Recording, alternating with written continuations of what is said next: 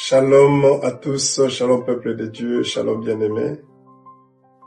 Que Dieu vous bénisse. Je tiens à remercier Dieu pour cette année 2025 qui vient de s'achever.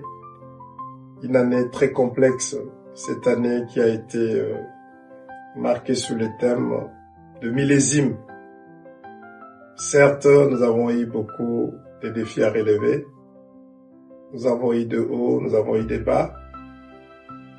Mais par la grâce de Dieu, nous avons surmonté beaucoup de choses. Il y a eu beaucoup de témoignages dans cette année millésime.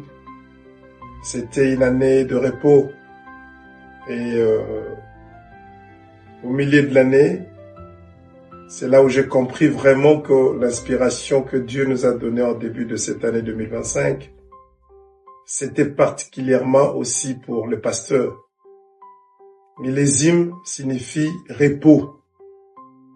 Et au milieu de l'année, Dieu m'a forcé à repos.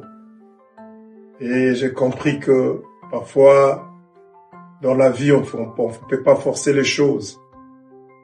Dieu parfois nous oblige à nous reposer, à se ressourcer. C'est ce que lui a voulu faire aussi pour mon millésime à moi.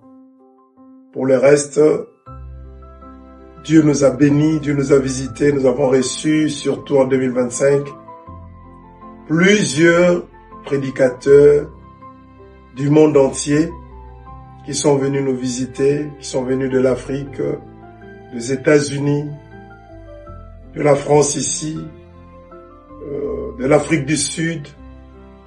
Vraiment, Dieu nous a visités plus que toutes les autres années précédentes à Mapata Tabernacle.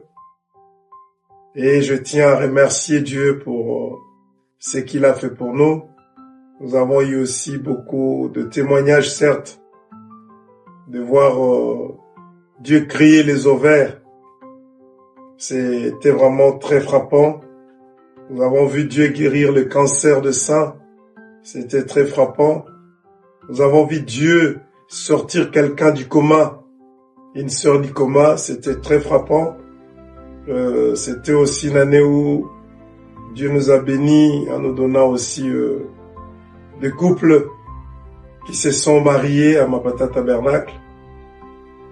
Et tout ça, c'est vraiment de grandes choses que Dieu a fait pour nous dans cette année millésime.